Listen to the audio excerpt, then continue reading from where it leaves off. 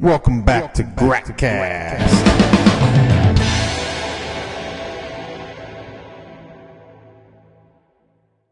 We've got a sick Andrea in the house. Hello. And helping Andrea is John Hoadley, one of our good friends. Hello there. John, thank you for filling in. No problem. No problem. It's a special Gratcast today because we're going to be going through in detail our business plan for social filmmaking. If you're not aware, we released our entire business model for producing a low-budget film from the beginning of fundraising all the way through distribution as an open source document on our website, gratwickproductions.com. And we're going to be going over it step by step here in the second half of today's Gratcast. Very exciting. People have been looking forward to it. Yeah, definitely. So let's get started first with talking about Andrea and why she's sick. I don't know if how many of you watched the Super Bowl yesterday or the whole thing, but Andrea took Peyton's loss pretty hard. I did. I very much did, right from the start. I wanted to hear if he was saying Omaha or hurry or anything, and apparently no one gives a crap in the Super Bowl audience to be polite and let him yell out his call so us at TV can hear what he's saying, which ruined the whole point. And therefore, I drank a whole 3 Coors and 2 IPAs until, 10 o'clock at night? And somehow this morning at 4 a.m., I woke up hung over. And officially, I'm still, in the gross stage. It's not over yet. Yeah, that's true. It's gross. It is. Then this brings us to our Netflix Nuggets. Woo, Netflix Nuggets. So, this week, the Netflix Nuggets that I found was Bomb Girls. Not Bong Girls, Bomb Girls. Bomb. B-O-M-B Girls. And it is a Netflix show. It takes place in Canada, and it's about during World War II. And while America still wasn't in the war, how Canada had joined the fight. And so many of their men went overseas that the women were now working at the ammunitions factory. And so it's pretty much the whole time about the women, the bomb girls, making the bombs, dealing with the few men that are left in the country, and how they don't like the fact women are being more empowered, helping out the war effort in a way that is outside of the home. It's pretty much Canada's answer to Mad Men. Yeah, women-based, very period piece. It's beautifully shot. It has a lot of things going on with it that were culturally effective at the time that I'm sure people in our generation and younger have not thought about in a very long time, which means our teachers haven't been teaching us correctly. How many episodes are on Netflix? There are 6 in the first season, and there are 12. No, there are 8 in the first season, and there are 12 in the second. And it looks like it might be coming out again for a 3rd season, but you know how they are about that. So this is a newer show? It is a somewhat newer show. They haven't really done any advertising for it on Netflix. So it was one that I had to search through and found under strong female leads, which is always a hilarious category because it's usually a dude who's the lead character anyway. That's our second good, interesting little Canadian series that we found on Netflix. What's the other one that I like? The LA Complex. No. It was. That was the bunch of people. Well, that one might be a Canadian one, but the one I'm thinking of is the future travel one. That's back and forth with the guys that go back to which is our present day. Oh, so, I think I've even seen that. Yeah, it's the one I told you about. That was real good. I can't believe for the life of me I can't think of it. It's something that Continuum? Continuum. There you go. It is. But it was the girl who was the lead, the police officer, right? Who cares who the lead is? Okay, the point I'm just making sure I got the right one. It's a Canadian show? It's a Canadian series that's great. And I didn't know it was a Canadian series. They've got a couple series that they're starting to do now, and they release up there, and then Sci-Fi picks them up, and a couple other ones that picks them up and starts distributing them down here. And that's why Continuum, kind of like the season comes out afterwards in the U.S. from when it runs on regular network TV in Canada. Okay. Gotta say, Canada's doing nice. I'm not putting it down. I'm not hearing a bunch of boots. They're pronouncing things as you would in the United States as opposed to in Canada. So I think we got a 2-for-1 here in the Netflix Nuggets. There you go. Continuum and Bomb Girls. And LA Complex. Got a 3-for-1. Complex. See, it's kind of a cheap Melrose Place. Is it? Yeah. No. Bunch of actors, you know. You know, all from Canada. all hanging trying to around make the it same out. apartment complex, and everybody makes it, and everybody's successful. Is that the A one? girl makes a sex tape. They have a Is that the reality one? show. Is that the one with the weird spins- guy with the glasses and the British accent? Yes, maybe. No, he's rich, and they go down to Long Beach for the break a streak. It's called something, and then one of them is the guy's Swamp sister. Buster? Yeah, Slump Buster. That's exactly my point. I think is that I would LA like to LA note complex? that John is was that trying it? to be sweet by not saying Slump Buster, but No, I have no problem. No, I'll I say couldn't it. think of it really. Yeah, but that actor's that like it? burning himself with like steam and stuff. Is that the same one? Because it's the guy who's rich. He's the rich white guy.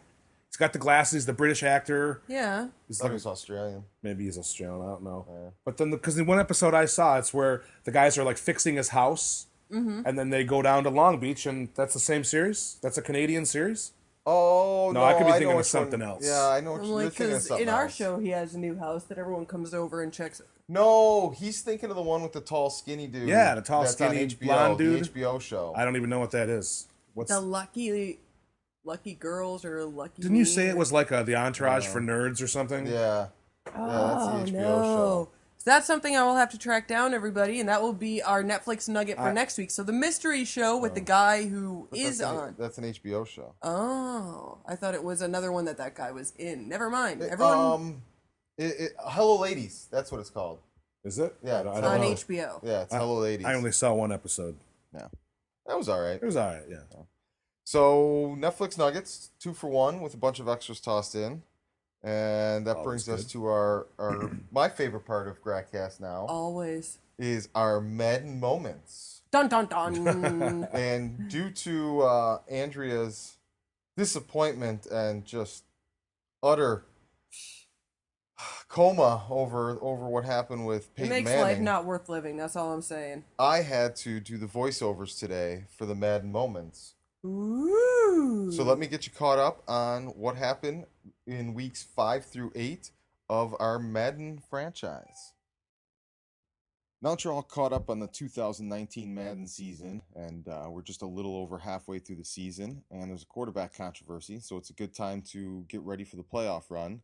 We're going to move into our next segment, which is the meat of Gratcast for Season 4, and it's the making of Just Drive. Every Gratcast we're going to be doing here is going to focus on our efforts to make Just Drive, and those efforts are going to be laid out in a plan we call Social Filmmaking. And just recently, we've published our plan for Social Filmmaking, and on today's segment for the making of Just Drive, we're going to break down the entire Social Filmmaking plan and go over exactly what we're going to be documenting over the coming months, because the making of Just Drive really is going to be our efforts to execute this plan and prove that it can work for low budget filmmaking. Well, Chris, how about you tell us first off, what is Gratwick Films' idea of social filmmaking? Social filmmaking to us, Gratwick Films, is our plan to produce and release high-quality films that are surrounded by cutting-edge, self-sufficient marketing plans that will turn each of our film releases into highly anticipated pop culture events. And I believe that the model is applicable across any given genre, any given films, and as long as the passion is there and the effort to share a story is there and you're making a meaningful film, I believe that this is a business model that can be applied to any film and create a positive social impact for everybody. And I'm hoping that people will take our lead and build off of what we're going to share here. Well, for right now, what would be the best type of films that social filmmaking is ideal for? I believe this plan is most applicable to a low-budget film under $300,000 with limited actors and contained locations, 2 to 3, maybe 5 or 6 at most. The key is you really want to have a small crew with a tight-knit group that is more emotionally invested in the outcome of the project than it is a run-and-gun group where you're hiring some professionals that do this project, move on to the next project, and so on. This is really for those teams and groups of filmmakers that really, from top to bottom, they're a family and they make films together. So what's the core theory behind social filmmaking? The core theory behind all of this is the social atmosphere, the social aspect of it is everything you do is something you can share. Whether it's something you're learning as you're making the film, or it's something you're doing, or it's a recap of your meetings, all of this stuff is a story. It all tells the adventure of trying to bring your dream, your passion, your story to life. And these are all things that if you share it with passion and share it with quality, people will take notice of, they'll take interest of, and they'll want to follow it. And all of these things together lead up and build interest into your film. And if you're telling a good story in the film, then your life is probably a good story as well, and that's something that should be shared. So we try to make every aspect of the process a opportunity to share a window into our world. Well, it's a much better way of, if you're going to be having a crowdfunding campaign, if you're going to be sharing any of the publicity, any of the stills, anything for your film, it's a better way of getting people to notice it than just constantly begging for attention off of the same poster over and over again. Yes. See, with typical crowdfunding, you're looking for people to give you money on the perspective the perspective of entertainment. Like, you give me money now and I'll entertain you later. And I understand how that the principle works of all of that, and you need the funding, but we're still doing something in the process to get ready to make a film that'll entertain you. And those things can also entertain you. That's little tidbits of free content, whether it's a Twitter account, a blog, a how-to that's shared, or video blogs where the creators are actually looking into the camera and telling you the emotions and feelings that we're going through while we're trying to execute this plan. Those are all pieces of content that can be used to entertain an audience and make them interested and emotionally connected before you're asking them to support the cause. Show them you can entertain them before you ask them for money. And that's usually something most filmmakers cover up. Like, they don't want anyone to see how difficult it can be to get things going, to make it all happen. They don't want everyone to see the little secrets they've also figured out to make it work faster. But this is one of the things that social filmmaking is all about. You want other filmmakers to be able to take your example and to run with it, to also find success. It's about encouraging everyone to find success. It's total transparency. It's allowing your audience to hold you accountable through the entire process. Here's what we're going to do step by step. This is why you should support us. And you can also hold us accountable to trying to fulfill and obtain those goals and objectives. And it applies across all filmmaking. I feel like everybody would be better served by total transparency, whether it's from the numbers or what we're doing, or trying to grow the entertainment industry online and all of this stuff. It's been dominated by secrecy and fancy funny bookmaking for so long. Open the doors on it. It should be a social experience like every other form of entertainment is in this day and age. There's so many movies out there. People know there's movies. You can watch movies. There's always going to be movies. It's the story and the people creating them that creates a deeper, immersive environment than just, oh, it's another movie. Social filmmaking is broken down into 3 traditional phases of pre-production, production, and distribution. The plan is best executed in a 9-month window from start to finish. And the reason for this is so that all of your social content will be focused on one singular release date, while everything you do builds momentum and attention and interest for that date. So we're going to break down each of these 3 steps now. Yeah.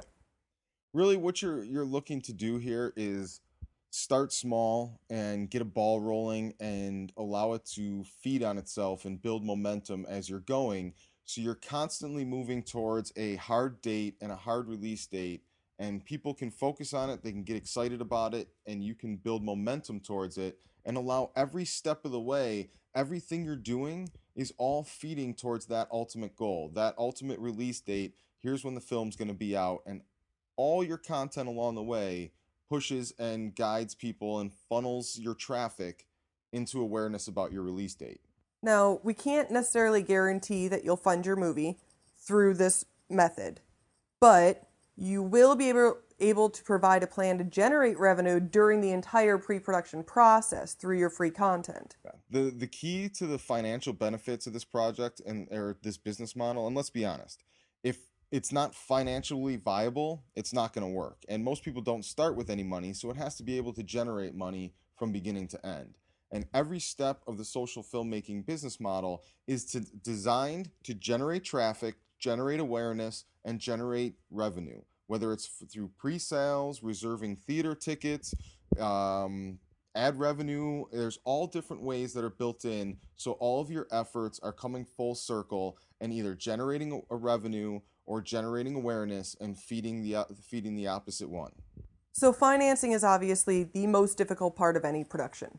Everybody, big or small, has the exact same thing. So how is social filmmaking going to be able to fund your movie? At the end of the day, there's two options to fund a movie. One is investments or a loan that must be repaid. The That's traditional way. equity investment that's got to be paid back. The other way is crowdfunding, where there really is no obligation to repay anyone. The money's given and it's Repaid with gifts as opposed to with profits. in the simplest sense, it's almost pre-sales. It almost always ends up being pre-sales Because you're a selling lot of- copies of the movie There's beforehand. always DVDs, copies of the movie, Usually but props, it's pre-sales with unique collector's items and unique packages and unique experiences that are only available prior to the film being out. And that's exactly, in its simplest sense, what we're using our crowdfunding platforms for. So before we get into the crowdfunding platform, let's just discuss the traditional investment, because that is something that you still are going to be looking for during social filmmaking plan. I believe the best execution of social filmmaking is served by a hybrid of traditional investment and crowdfunding. If you have the access to some or all of your funding, you're in great shape. If you've got all the budget already, then you can do whatever you want and you can have at it, and you're in a lot better position than most people. But even if you have some or all of that investment, I strongly suggest running a crowdfunding campaign. And it's based on the philosophy that we were just talking about a moment ago, where it's a form of pre-sales. You can offer unique items for your audience or your fans that won't be available after the film's out, and you can give them an incentive to get those things now. On top of that, it's also a marketing platform. It's a spot where you can post updates and you can post content and you can share videos and all the things that are happening with your project. You can make it a home base of sorts. So it really is the perfect platform to set up a pre-sales list of rewards and things like that, and just have them there while you entertain people with the content of making your film and the process of trying to make your film. And then once they're entertained, if they're looking for a quick and easy way to support you or get something great that comes with this project, it's right there and available for them. But your crowdfund platform isn't a, please go to my page, donate something, it's all here, please give us some money. No, it's, here's our page on where we're sharing almost a journal of our filmmaking process, and come be entertained. Come tool around, look at the videos, see what's going on, fall down the rabbit hole, and if you believe in what we're doing, you like the team that's involved, you like the story, you like the cause and why we're doing it, here's a way you can support it and get unique gifts and unique experiences out of it. And this comes all the way back around to, if you do have access to funding, or at least startup funding, you should use lower reward levels. You don't need to have such a premium on it because it's really a pre-sale tool. Give people an incentive to support your film early and to buy it and before it's even out there. But they're putting faith in you and they're supporting what you're trying to work on. If you have the ability to keep the prices lower, it's an easy way to, again, build traffic and do quantity over quality when it comes to donation sizes and pre-sales. And why would this also be beneficial if you have a traditional investor already, for him to know that you have a crowdfunding plan in place? There's two reasons why. One is because it's a constant traffic generator and a marketing plan while you're going on. There's something that's being promoted, there's a general place where traffic's going through, and there's a way where I'm seeing revenue coming back into the project. That's the biggest and most important benefit to somebody that's considering a partial investment in the film. Knowing that they're going to get some repayment at Yes. some point. So you're getting a bang for buck in your marketing, and where you're basically generating revenue off of marketing your film. The second benefit to running a crowdfunding campaign, even if you've already got most of your production budget or a part of your budget and all of that, is for your marketing campaign on distribution. We've got several unique methods, including a bus tour, that we believe are highly cost-effective and content-generating machines for marketing your film and getting it out there. And each one of these also builds on our philosophy of generating revenue and traffic through marketing. Which I guess is the overall reason why crowdfunding is a main part of social filmmaking. And it's the simple reason is that it provides a marketing platform with a built-in pre-sales capability. The goal, I guess, is to remove your project from the crowdfunding stigma by providing more free content that entertains people and naturally inspires them to support your campaign. You know, your page should be all about consistent, fresh content revolving around your production team and your personal efforts and sacrifices to make your film. What you're really doing is using the crowdfund platform not to ask for donations and beg for your budget to be able to get it done. What you're really doing is using the crowdfund platform as an incentivized pre-sale storefront. And what we strongly suggest, bringing on a professional crowdfunding management team. Yeah, the level of a crowdfund campaign we're talking about is not something that can be run by the filmmaker, a few of his buddies, and a few other friends, and we're going to do the best we can. If you're looking for 10 grand, 15 grand, something like that, you could probably get away with that. But if you're really looking to make a professional film with a micro budget, you're going to need to run a professional marketing campaign, and you're going to need to run a professional crowdfunding campaign. Now, you can get away with doing free marketing through the content and the ad revenue and the traffic and everything you're doing, or whatever limited budget you have, but you cannot get away without having a professional, experienced crowdfund management team that has done it before. They know the schedule you need to be on. They know how to help you plan accordingly. They know the amount of content you're going to need, and they know how to share it quickly and get it out there. And if they're worth their salt at all, they're going to bring connections, they're going to bring press, they're going to bring resources that you just don't have on your own.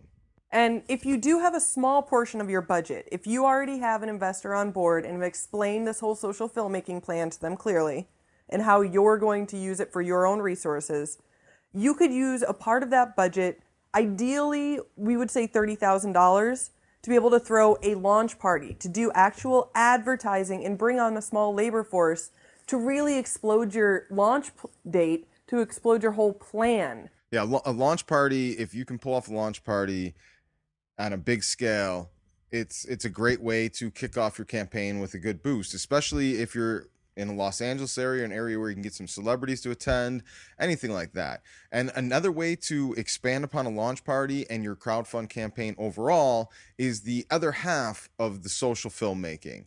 And that's not the social network, the social sharing aspect. That's the social impact in the community. When you crowdfund, you're saving equity. You're saving an amount of your budget that would normally have to be repaid to somebody, and they'd always be getting profits off of that. By crowdfunding, whatever that portion of your budget is now a chunk that doesn't have to be repaid to somebody. It doesn't have to be given back, because people showed you the support and compassion to believe in your dream and help you make it happen. There's nothing to pay back in that sense other than the moral obligation that was given to you.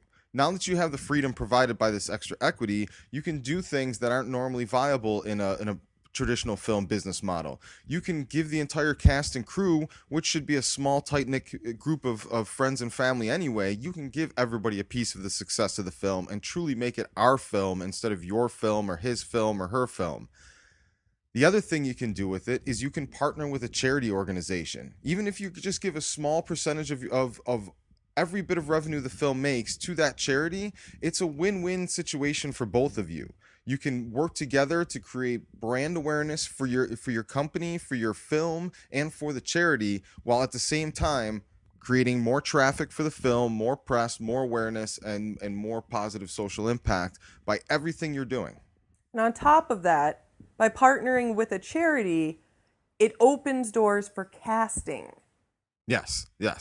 Ideally, your biggest carrot for a potential lead actor might be the fact that, yes, it's a low-budget film, but it's a great script, and we're working with a charitable heart here. We want to do good things. We want to have a social impact. A portion of this film's proceeds are going to benefit a charity, and we'd actually like you to take the honor of picking which charity that is.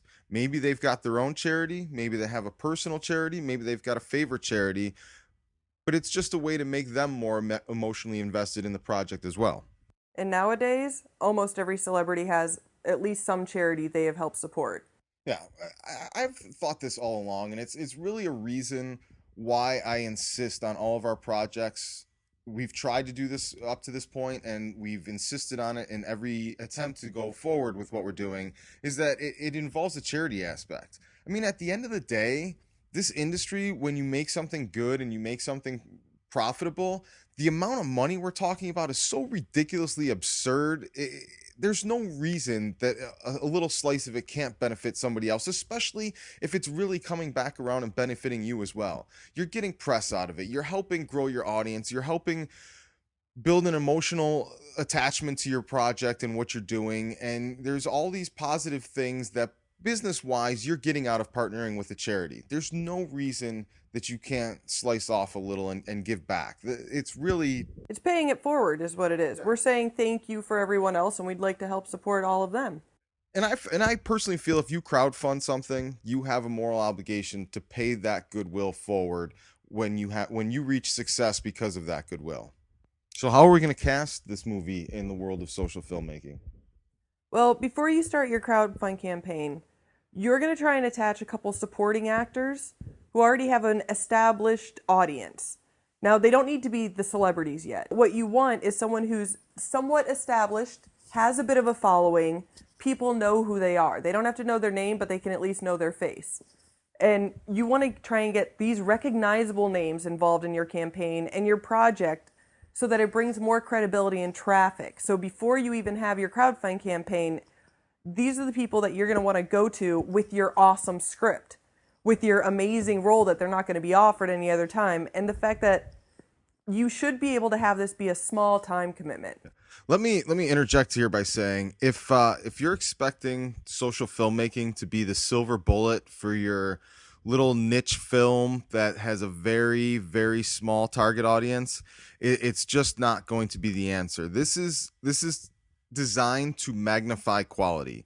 You start with a great idea, you start with a great story, and you magnify it with great supporting elements, and it only gets stronger. So all of this starts with the idea that you have a great script that also includes great roles that somebody would really want, and ideally somebody famous would really want. Especially if you're somewhere like we are in Los Angeles, actors can give a small amount of time for a small project. You'll see that a lot. If you look at people's IMDb page, you'll see a random thing that you've never heard of that someone did, but it was local, they liked the idea overall. If you can get them to take a personal interest in it due to the quality, due to the backstory, due to the charity organizations and purposes, and you have a small time commitment, it's a great ideal scenario to get somebody that would be normally higher above the sandbox you're currently playing in.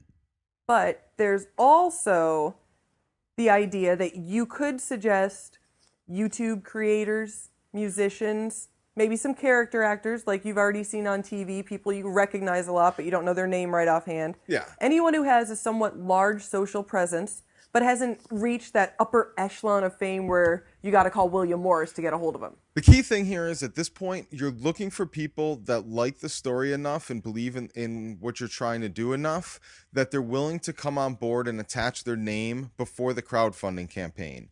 Because this is going to be your base audience. Between what you've built so far and what these castings bring to the table, that's the audience you're starting with when you want to expand out and build the social elements of all of this and share content and hope it spirals and generates traffic. That's your foundation.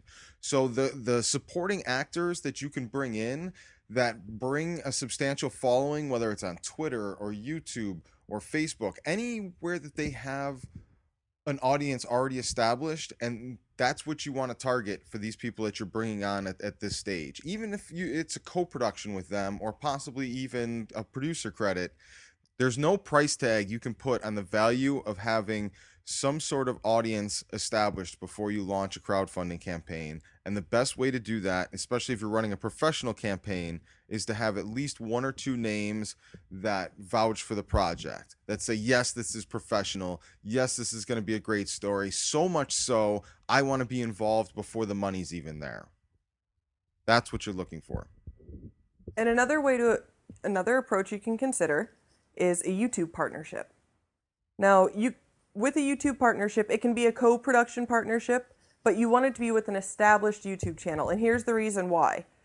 YouTube has made it possible for people, if you want to make a film, make a video, if you have a minimum of 10,000 subscribers, you can apply to shoot your film or your video at the YouTube studios, which they only have about 5 worldwide, and we are lucky enough to be in Los Angeles where they offer one of those. So if you can establish a relationship or a co-production partnership with a YouTube channel, that will be ideal for this filmmaking plan. Yeah, especially if you're doing a contained thriller with 1 or 2 locations and you just need a sound stage and something small like that. It's really the ideal scenario. And for us specifically, we're going to be using this plan and demonstrating it on our film Just Drive, which is shot entirely inside a limousine. So it's the perfect combination of the social world and the filmmaking world for us to do this at the YouTube studios, where we can just pull a limo on their large soundstage.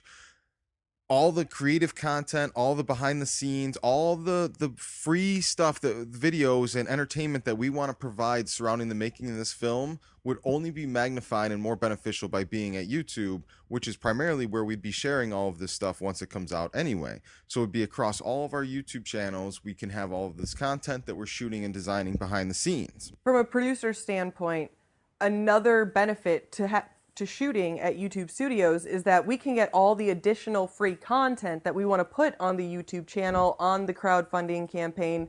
We can get it produced, we can get it edited, we can get it posted right there while it's actually happening. They have immediate time to be able to do this, which means a fast turnover, which means constant free material, which is what everyone's looking for. That's the whole point of it being transparent.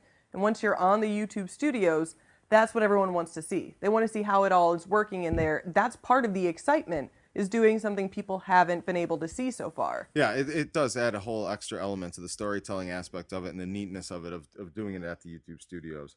But when you really combine all the elements of social filmmaking, YouTube studios, virtually and physically, are the best and most ideal locations for shooting, producing, and sharing your project's free content.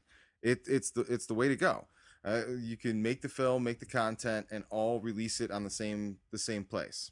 So from the very outset, before you even plan your crowdfunding campaign, you have to have a carefully coordinated release date that needs to be set. It has to be a finite date, that everything you do from day one is geared towards promoting that date and the option to pre-order the film or reserve theater tickets for the opening night. But you have to be sure that that date does not get moved once it is set and spoken. Yeah, your key timeline is going to be centered around your release date, because from beginning to end, it's all funneling traffic towards that, like we said at the outset. But the pre-sales are going to go beyond crowdfunding. There's sites like tug.com now where you can set up and register event screenings for a film to be in a theater outside of the studio system. So, for example, it's almost crowdfunding for movie screenings. Let's say October 1st, I want to have my film play in a movie theater. We have our first film, The Perfect House, that I can even do this with now. Actually, it is on tug.com. Yes, it is. So you can test out the theory if you want to go to tug.com with a screening of The Perfect House. All you have to do is set a date and a location where you'd like a screening. So let's say I want October 1st screening in Buffalo, New York. What tug.com will do is take it from there. They'll do all the legwork. They'll find a theater, whether it's a Regal, an AMC, or even whatever local theater happens to be around. The Riviera Theater in my hometown. No matter what kind of theater it is, they'll go and they'll negotiate and get the whole thing set up, and they'll say, okay, we couldn't get October 1st, but we were able to get September 31st, the night before, at 8 p.m. Or maybe they could get October 1st. They're going to do their best to get the date that you want, or as close to it as possible. Here's the different places that we could have it at. Which one would you prefer? So you pick your theater, you pick the time that they were able to coordinate, and then they create an event page that goes live online. And it becomes a little bit like Demand It Now, except you're reserving a ticket.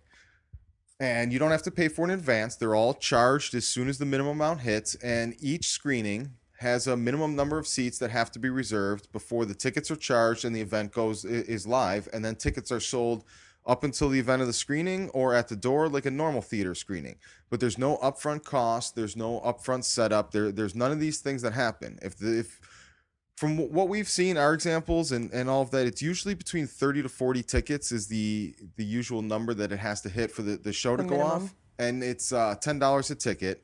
And the way it's split up is the theater gets a third, the film producers get a third, and the tug company gets a third. And then there's a 10% remaining amount, because each one's 30%, that goes to whoever requested the screening. So it's got a built-in affiliates commission where fans, friends, event promoters, anybody that wants to can request another screening, and then they get a portion of the ticket sales if the event happens. And where this comes into our social filmmaking business model is because Tug has the capabilities and the interest from my personal discussions with some people over at the company to set up as many screenings and event pages as you like for a specific date. And it allows you to almost circumvent a studio theatrical release. So we're going into production, or we'd like to go into production. Our target is June of this year. So let's say January 1st of 2015 is when we'd like to have a theatrical screening of Just Drive. So from this moment forward, all of our efforts would be promoting a January 1st theatrical release. And we'd set up with Tug to have all these event pages that would go live as soon as they happen, like in the next couple weeks, anything like that. Whenever you're ready to have them, they're live months and months in advance. So now your theater event pages are all up and listed. You can connect them all to your website, so you can show people where the nearest screening is to them. They can request additional cities, get their own affiliates right off the bat. Exactly. So from the very beginning of the outset of your social filmmaking plan, you're pushing traffic to reserve tickets to these theater screenings. You're creating an event around it. And the more they sell out, the more they demand. Once they're reserved, people can request additional screenings from that date forward, and your theatrical run theoretically lasts just as long as the audience can sustain it. As long as there's the interest and the demand for it, that's how far out your theatrical run will go. So you're not dumping millions and millions into marketing, millions and millions into reserving 3,000 theaters. If you do your plan correctly from beginning to end, it'll grow organically, and it'll go to the size it needs to sustain the audience. And there's no waste. Yeah. And for those who don't want to go to a theater, there is always the option of supporting it online through the crowdfunding page, where you'll be able to get the DVD. You'll be able to get the Blu-ray. You're offering it for the people who want to go out and people who also enjoy the comfort of their own home instead. And the other benefit of going the Tug route with a theatrical release is that you can coordinate your video on demand release to be on the same date. You don't have to worry about the studio's commitments to theaters where they have to have this window and they can't do a day and date release all at the same time. You're not bound by those chains. You're smaller, you're more nimble, you're more agile. You can make and take turns that the big boys can't take with this plan. That's the key to it, is its maneuverability. And one of the ideas we had was to create an added incentive for early reserving of theater tickets, which is that we can offer a free digital download of the film with everyone who gets a ticket for the opening night theater tickets. Yeah, you really want to go out of your way from the very beginning to create those first rounds of theater screenings as events. You want to, because those are the first ones that are going to be promoted, and once those sold out, the demand will grow. So you really want to push people to get those early and want to be there when this thing happens. You can reach out to local radio stations to partner with them and maybe have some DJs there to give away prizes. You can one of the things that we're talking about doing is for everybody that goes to one of the opening nights events that we have originally listed, we're going to give away a free digital download of the film. Other things you can do is maybe the first 6 screenings that sell out around the country, a member of the film will be in the house for. Literally the ideas you can do with these events to make them something people want to be at is limitless. Yeah, limitless. And again, remember, this is all includes the charity element. So each one of these events, all these things you're doing, it's all also benefiting the charity as well. But Tug is just one of the many different ways that you can reward your audience for also helping promote and share the film.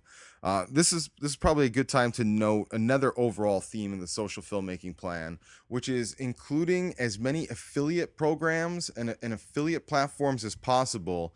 So the people that like your film the most, the people that believe in what you're doing the most, they can get rewarded for sharing it and influencing other people the most. It's a trickle down system where everybody can share in the social aspect of this. It's shareable and it's for a good reason. And taking the time to actually support someone else's film deserves something back. You can't just say thanks on your Facebook page. That's not enough anymore. And this is at least a way of saying thank you for real for doing this. Now let's pad your pockets a tiny bit too. And when we get to the distribution portion of the plan, we'll talk about another platform that is for video on demand and for the online world that is great for affiliate programs, and the potential that it offers is really boundless. Now we've gotten up to the crowdfunding campaign and we're into the production.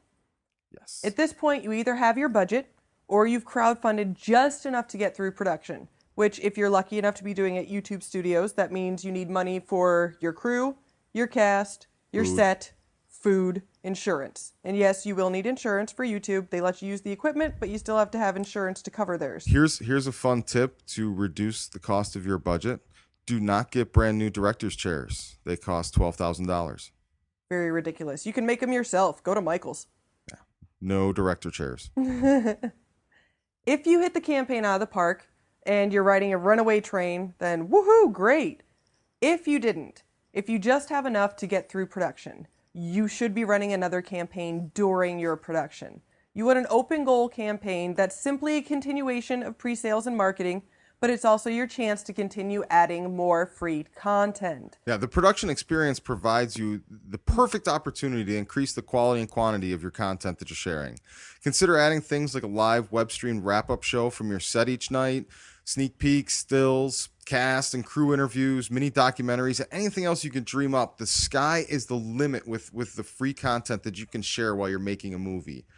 And it's not going to take extra time because if you're already at YouTube, then it's right there to be able to do in your 15 minutes off between set. And here's another benefit to partnering with another YouTube channel. Maybe you're handling the production side of the film and the YouTube channel is handling the social aspect, the behind the scenes content, the making of all of the stuff that's going on, and they're sharing it with their YouTube audience that's already established.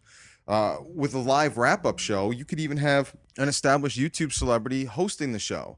That every night they're the one on set that's asking the questions and what happened here? Why did the assistant director kick the bucket? Is there tension on set? Are we going to make the deadline? All these different things that you could have storylines going from day to day, and then you can have your celebrities and cast and crew members stop by for almost like a post-game wrap-up on how the day went. Heck, you could even have a little Instacam going of just watching everyone at the crafty table. Who likes what favorite snack? It's always good to know. I'm all about some sort of live web stream during production, and I really think having it on the crafty table is the best way to go. And then we can have you guys point out who licked the donut and put it back. A live web stream, even if it's on a non-relevant part of your production where there's traffic, is such a great way to continually create online traffic.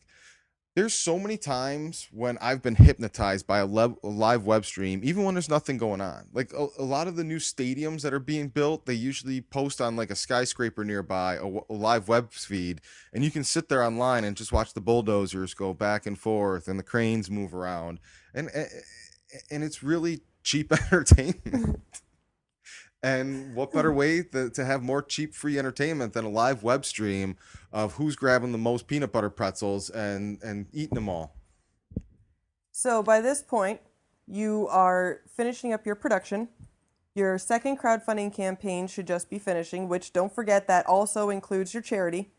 You will be sharing a portion of that, hopefully, with your charity. And then we encourage you to. We encourage you to, yes. We would appreciate, as I'm sure charities would also appreciate it, if you would continue donating to the charity. And that leads you into your wrap date. And now is when you need to have your release date be within about 6 months, ideally 3, but that is a fast turnaround time. But just remember, if you are doing the ideal plan at YouTube, you can be editing the same time you're shooting.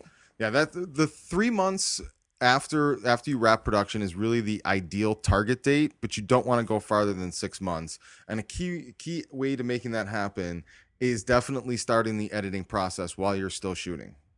Which does mean that you're going to have editors on board right away, so that's a little extra. Remember that in your budget, that you are going to need that during production, not during post-production. You're trying to keep it within 3 to 6 months, I guess, mainly because your audience has been waiting. They've been very attentive. They are ready to see everything, and you've been showing them so much content. It should be built up to almost a frenzy at this point of how much things have been going on. Yeah, you don't want to reach a point of saturation where people lose interest. You want to keep building up and keep peaking and always have something new to say. You don't want to get into a pattern where you have weeks and weeks go by and there's really nothing happening because you're waiting for the sound guy to polish up something. That's really the worst case scenario for social filmmaking. And ideally, you would still have a lot of additional free content ready to go because you're going to be taping so much during the production that you can't possibly put that much up a day. Well, yeah, this is you buy time through this couple months with things like trailers and edited behind the scenes stuff. There's all sorts of content that you can use to buy your time. But if you start running out of content, you should already be getting close to your release date. And if you've been generating content, if you've been doing it correctly, you should be generating revenue. So in that case, you should be having some of your budget, if not all of it, back by this point. Now is about the time to decide with your team, and if you have an investor, with your investor, how much of that money that you've been able to make back, you're going to put into your professional marketing campaign. And when we say professional, we mean this is where the money's going to actually be going now. This is where you hire a good publicist. A good publicist who understands exactly what you're trying to do. Be very clear and make sure they know how to handle this. Ideally, if you could have a publicist involved from the very beginning with all of the crowdfunding and all of that, this would just be where you'd pretty much, they'd be in their element and taking over. But there are some additional ways that we believe the social filmmaking can be capitalized on in the post-production as well. Around this time, once you get into post, is when you should also have by now a sales agent that's starting to shop the foreign territories. For me personally, with a film budget of this size and with the social filmmaking plans that we have, I feel that the domestic distribution is covered. I feel that we can get the theatrical that we want that sustains as long as it needs to be, and there's options for VOD that doesn't allow us to go through third parties and middlemen that are going to take an extra 20 to 40%. It's really the foreign sales where you just want to tack on to what you're doing and have somebody that knows what they're doing, take it, sell off those rights, and get it back to you, and have your fun with the domestic. Exactly. Now, if you did raise enough funding, and you have your publicist on board, and there's still extra money, here's something to consider that, if executed correctly, can be amazing. Get a bus tour. I consider this an essential, but other people consider it an option. If it's done well, if you have a professional bus that is wrapped in your movie poster. The Rockstar tour buses. Like big time rock star, because you're going to be sleeping on it, people. That's what we're telling you. When we're saying a bus tour, we're not meaning stop at hotels along the way. This means you have a driver, you have a big bus, they're going to have to get all the permits and everything, and you're going to be sleeping in those little twin-size bunkie beds. But this is where you earn the bonus points. This is before your movie is actually released. You are giving free screenings across the country. This is where you take a indie film release and turn it into a pop culture event. People already know, they've been getting their pre-order tickets for the theater, but oh my gosh, we didn't know what cities you guys were stopping at beforehand, and this is a super extra special event now. And you're also still doubling up as a charity fundraiser. Yeah. We suggest doing a surprise 30-day free screening tour that does double as a charity fundraiser. Don't announce these dates in advance because, again, you're raising funds and everything as you go. You're not sure if you're going to have the funding. So once you get into post-production and you know where your finances are, if you can pull this off, You're looking at roughly $100,000 budget for a bus for 45 days, for 30 city screenings, for some minimal press and print advertising, and also for Limitless gas. content. Gas. But yeah, the opportunity that it presents is limitless. You have the life inside the bus. You have going from city to city. You have the spectacle that it creates when this rap tour bus shows up in every city. You have every radio station DJ wanting to talk to you on the morning show when you come into their town. You have free screenings of a film that's got all this independent buzz, and it's got a charity angle to go with it. Who wouldn't want to go to those screenings? Those screenings become ripe sponsorship opportunities. The bus wrapping becomes a ripe sponsorship opportunity. The ability to sell merchandise and pre-sales of DVDs or even special DVDs that are autographed after each show. The opportunities are literally limitless. And another thing that you can do, we encourage you to, is host Q&As, question and answers after the screenings. It's a way to get the audience more engaged, to interact. And if you have it live, like you streamed, people can tweet to you at the same time their own questions while they're watching. They won't get to watch the movie online, but they can watch all the interviews. People love being involved, and knowing that they can get an instant answer is even better for them. And it's another way to educate your audience on how to be able to become affiliates when they decide that, you know what, we want to get screenings here now too. This is a movie we want to tell our friends about. We want them to come see it. They just couldn't make it tonight at this pop-up show. Do you guys love that movie you just saw? Here's how you can tell your friends about it and make a bunch of money with us while raising money for charity. Sound like fun? That's what we're talking about when we talk about affiliates commissions. But really, all of this is a starting point. It's a point for you to get the juices flowing and the ideas and say, that's what they're thinking of doing. Here's what I can do and personalize, and here's how I can take it from it. Ideally, everyone's personality, when applied to social filmmaking, it will become fluid and it will evolve around the dynamic of your group. One of the main forms of distribution that we have found is just the way that it's going to be going for people to consume entertainment now is VOD. People are watching everything online. They aren't going out to the theater anymore, and it's a comfortable area that everyone knows. You're comfortable with the internet. It's just the norm. So the better VOD options you have, the more likely you're going to get a bigger audience. People will be willing to watch it, and you don't have to worry about everyone ripping it off. Yeah, the great part about low overhead is the possibilities and options that are available to you. And if you're doing the plan correctly and you're really building the buzz, at this point your film's already in the profits anyway. You're already raised a bunch of money for charity and there's already a lot of buzz for it. All you can do is expand upon that and give it the fire it needs to go to burn even greater. And the way to do that is to severely undercut the domestic VOD arena. Just wipe out any motivation for piracy. I suggest personally 99-cent VODs. Most places don't let you go lower than $1.99.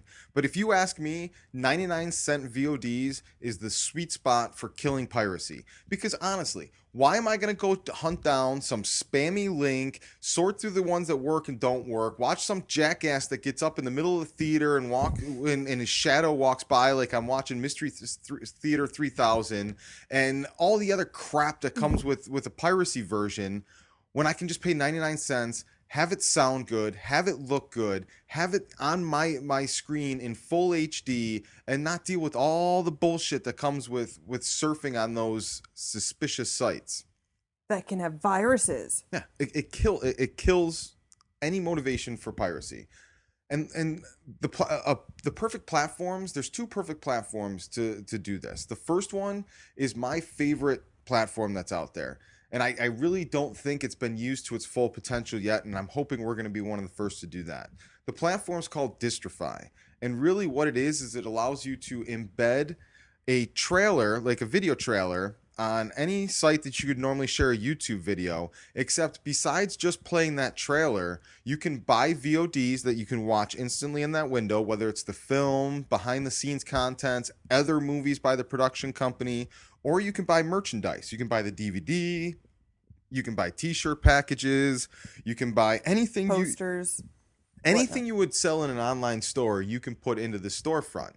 And the beauty of it is anybody can share or embed the video player, and they get an affiliates commission for any of the sales that happens in that video player that they share.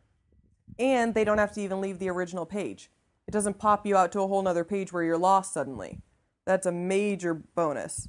But this is great for movie reviews and press on blogs and websites where they're already writing about your movie anyway, so if they're going to share it to their audience, they're getting a little kickback for having been so kind as to actually put it up there, because they're going to share your trailer anyway. This is where the world's going, folks. You read a movie review for, I don't know, let's say Pirates of the Caribbean 10. Wow, it's really good. This one's completely different than all the rest. You should watch it right away. You know what? I do want to watch it right away. With one click of a mouse button, you can go to the trailer in that review and watch Pirates of the Caribbean, and on another click, you'll probably have it on your big screen. It's going to be that fast. And that's what Distrify allows you to do. But you're probably also wondering about, well, that's great. That's the mom and pop Distrify, but I want to be on the big boys. I want to be in iTunes. I want to be on Amazon. I want to be on Google Play. I need a distributor to do that. I need a distributor that's going to get me into all these things. Well, here's a news flash. You don't need a distributor to get onto those things. There's a site called Distributor where you pay a flat fee, and you can have your film submitted to all those sites. And as long as it passes the quality control and the ratings controls, it's going to be listed for sale on there. And there's no middleman that put it on there for you that now has to take a cut. Because I'm going to give you a perfect example of what happened to us with our VOD on The Perfect House. We thought we were getting a great deal. We got picked up by a company that said, listen, we're only going to charge you 10% and we're going to get it on all these platforms for you. So I did my research. I looked into Distributor, and Distributor was a flat fee of $1,500, but we couldn't come up with the flat fee of $1,500. So at that time, I was like, okay, well, 10% is really nothing to take off for setting all this up and everything. And at that point, 10% was way better than $1,500 up front. But what I didn't know is the guy who was charging me 10%, he was taking it to a real distributor, and that distributor was going to put it onto iTunes and Amazon and everywhere else. And that real distributor, they took 30%. So now it was 30%, and then he gets 10%, and then we get whatever's left, some mishmash between 55 and 65%. And it's just all the hidden little loops that the middlemen start getting in, because then when the middlemen get in, you don't know how many friends the middleman has that they become extra middlemen in. You don't need it. It can all be cut out. So that is also something to consider before you do any of your advertising after post-production, after production. Maybe put aside $1,500 just for your plan of distribution, get that all lined up.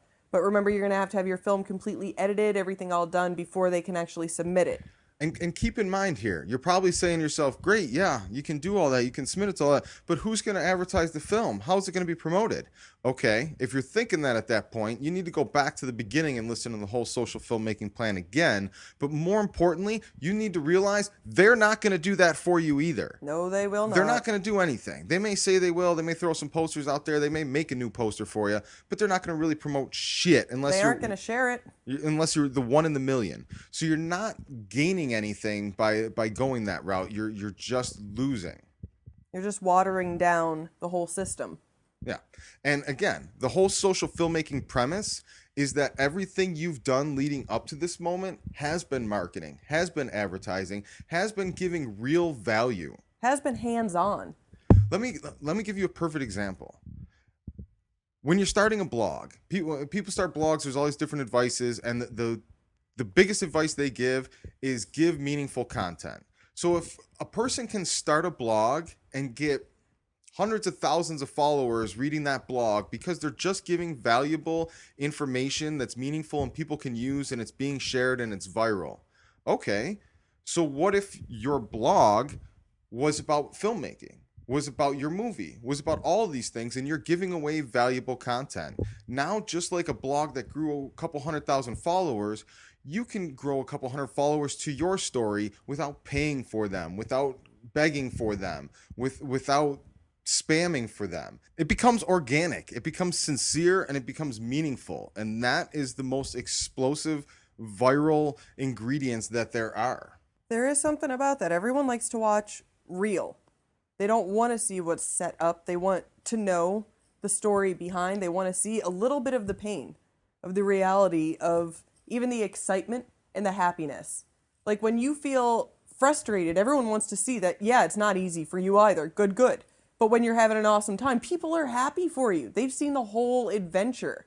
And they're going to be even happier when the charities are involved and they get to see the nice little checks being given. Another release platform to consider is your YouTube channel or your partner's YouTube channel. If you've been building and generating enough subscribers to shoot at the YouTube studios in the first place, then you have the opportunity to reward them with maybe even a pre-release VOD on your YouTube channel that's only for them, that only subscribers of your channel can get a cheap 99-cent VOD of the movie before it's ever released.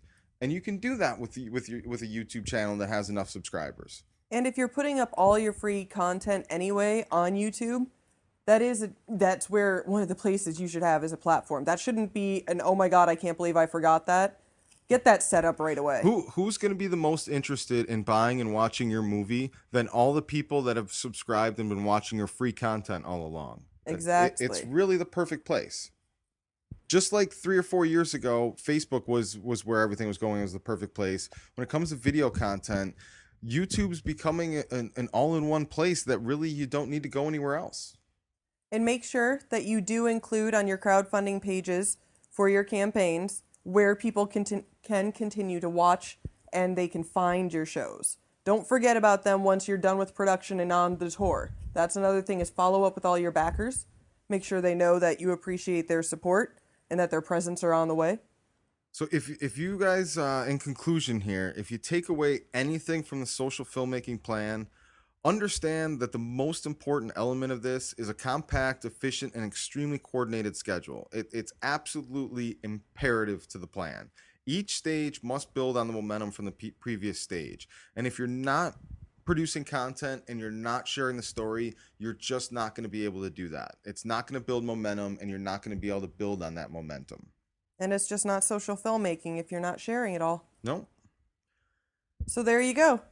Hopefully we explained quite a bit to you. If you have any further questions, any comments, anything we didn't touch on, This is just the beginning of the discussion. but feel free to put comments below. We will, if we don't answer them in the comments, we will include them in the next Gratcast and address it directly. Contact us through any of our sites, Twitter, social media. We actually respond to our stuff firsthand. It's not somebody that's doing it for us. And subscribe to Gratcast, because really, here's what's going to be going on. Every week or whenever we're doing the Gratcast, they're going to become more frequent as we get closer and closer to production. We're going to be sharing the process of making Just Drive. Just Drive is really going to be a social experiment in social filmmaking. I like that. Very cool. Yeah, that might be the new slogan for Just Drive.